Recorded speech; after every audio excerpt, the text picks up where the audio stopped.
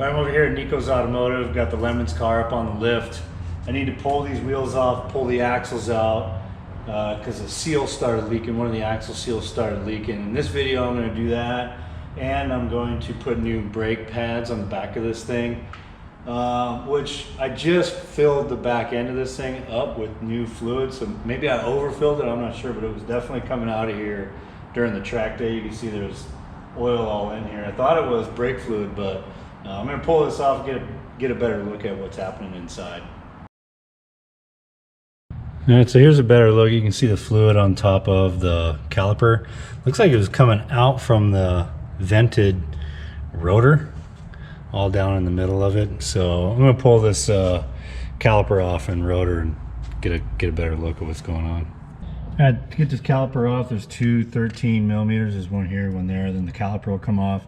And then to get the caliper bracket off is a 15.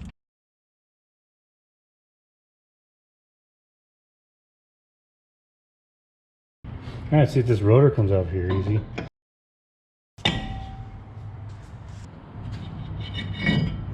Alright, so it looks like it's leaking from that seal. That's a pretty good indicator, all that crud that's all on there. It probably wasn't coming out all the time. It's probably coming out mainly like during hard right-hand corners when all the fluid would come down here.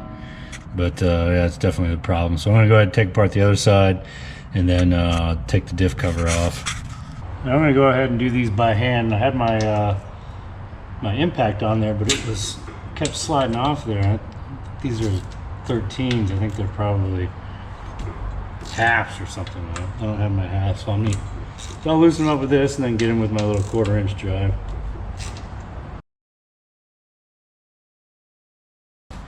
And I got my drain pan here, so I should be able to just pop this thing off.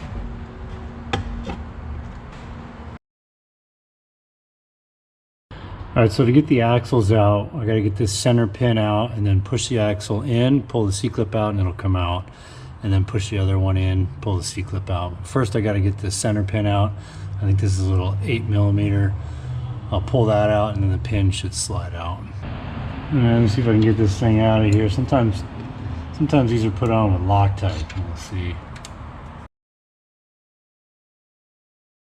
Alright, now I can slide this retainer pin out. And then this pin should come out.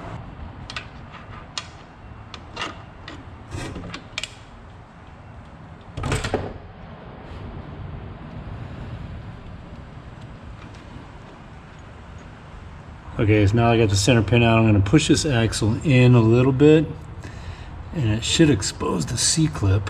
Let's keep going out. I've got a magnet to try and grab it.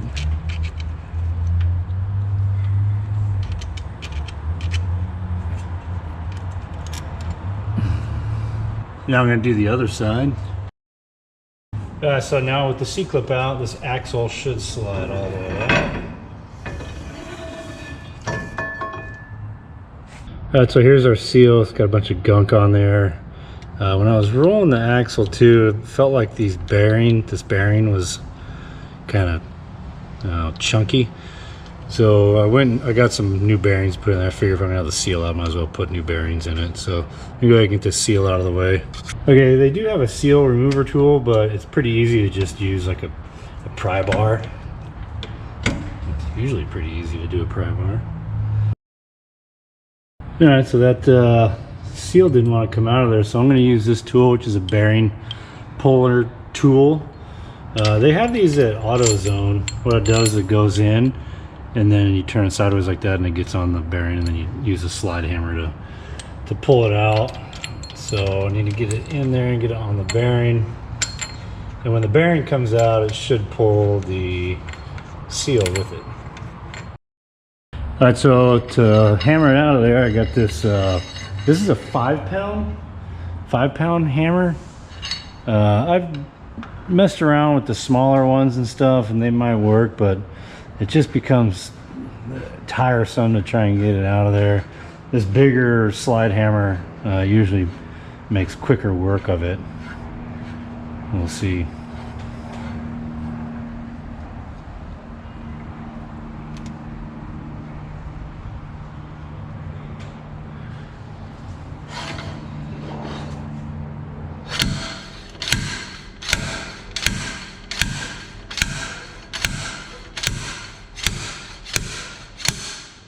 Alright, so here you can see how it goes in through the backside, pulls it out. It also pulled the seal out with it, so that worked pretty well. Gotta get that bigger slide hammer, that's the way to go. Here's our bearing and our seal. Alright, so I got the new bearing. I'll put the part numbers down below. Or this is the new seal. I want to make sure it's the same diameter. Yeah, so that's good. Should be fine. This one doesn't have a lip on it like this one does, but that shouldn't matter. I'm going to check this bearing. Yeah, looks right. Alright, so that should be good. Yeah, so we got the axle out, brakes off. I think that's a pretty good stopping point for today. Got both sides out. Tomorrow I'll come in, clean everything up, and put it back together. Went pretty good so far. Alright, so you can see inside the axle tube there's a little lip there that when this bearing goes in there, it goes up against that lip. So I'm going to go ahead and install this. They do make a tool to put these in, but I'm just going to use this pipe. I think this is a transmission tool or something like that. I've used a big socket as well that's a little bit smaller than the bearing, and then just tap it in there.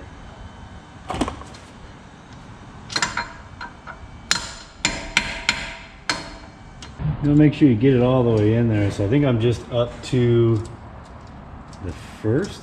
I don't think it's all the way in there.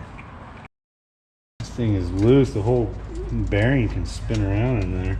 I didn't like how this NAPA brand one fit in there. So there's the part number.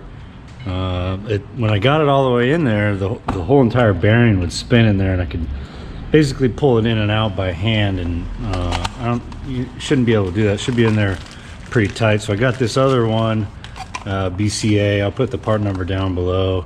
I'm gonna put this one in there, see if this one's a little bit tighter.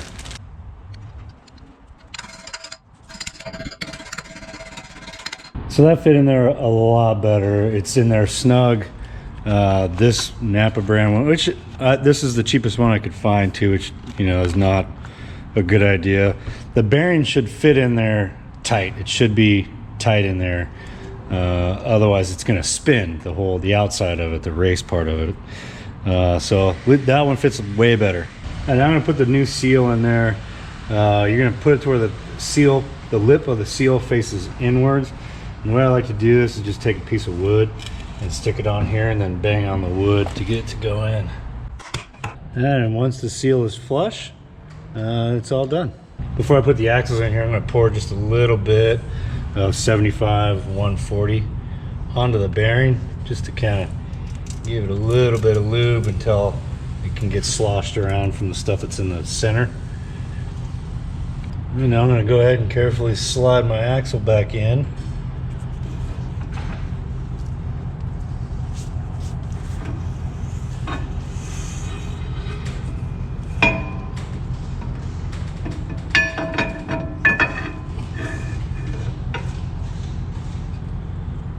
Now with the axle in, I can put the C-clip in there and slide it back.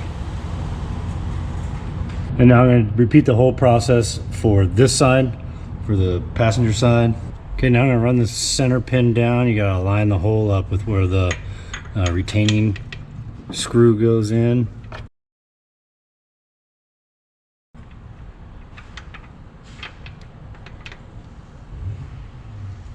All right, I think now I got it. I think the spider gears were like one tooth off, or maybe 2 teeth off. It's not lining up here.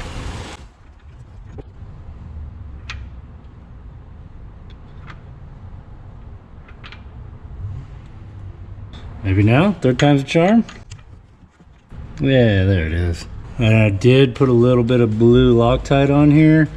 I'm gonna go ahead and apologize in advance to the next person that's taking this thing off. I couldn't find a torque spec for this little guy. It's probably something like 100 inch-pounds or something like that, so I'm pretty sure I doubled it. Probably went 20 or 30 foot-pounds, plus that Loctite should hold it in there pretty well.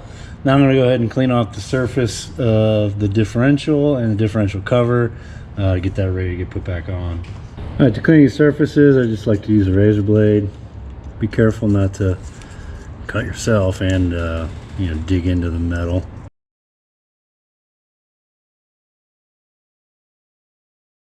All right, now that I got the surface clean, I'm going to go ahead and put some black RTV. I like to use ultra black RTV. Just going to put a light coat on here and on the cover.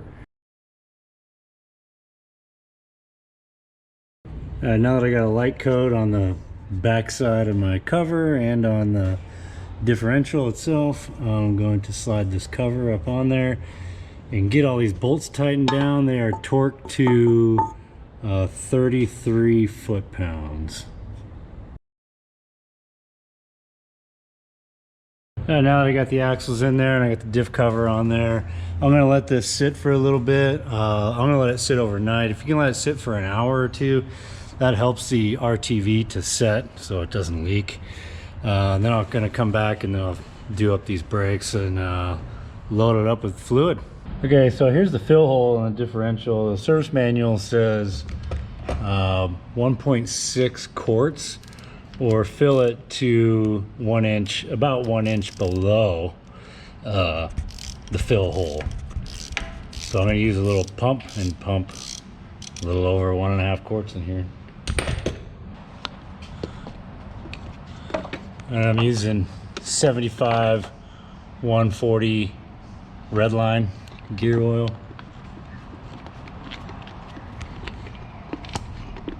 I kind of zoomed out so you can see. I don't know what it is with these little transfer pumps, but they never seem to fit any container.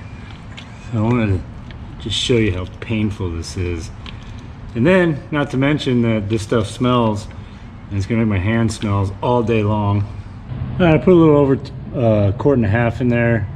You can reach down and feel that it's about 1 inch below there. I don't think that I overfilled it last time. I'll have to look at the video and see how much I put in there. But it's in there, and I'm gonna put this plug back in there. This thing is tightened down to maybe 15 foot-pounds or so. Doesn't need to be super tight.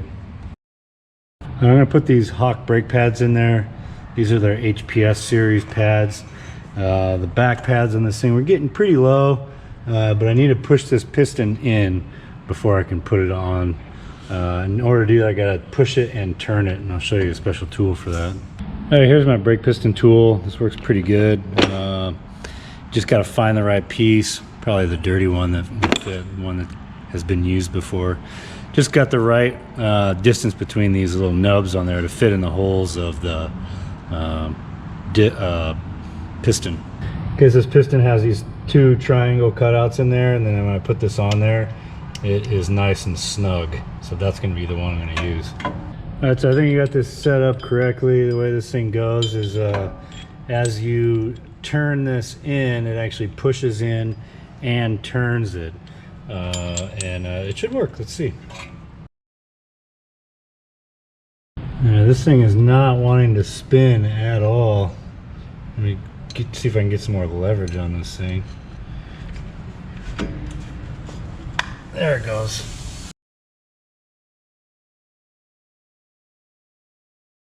Alright, that piston looks pretty far in there. It's pretty close to level. I hope that's gonna be far enough in. Let's see. I put the rotor back on here and the caliper bracket. This gets torqued to 75 foot-pounds, these bigger bolts. Alright, now I'm gonna put the new Hawk pads in here.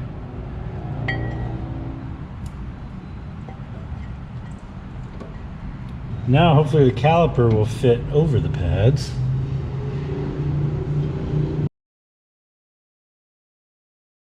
Then we'll give it the obligatory dousing of brake cleaner.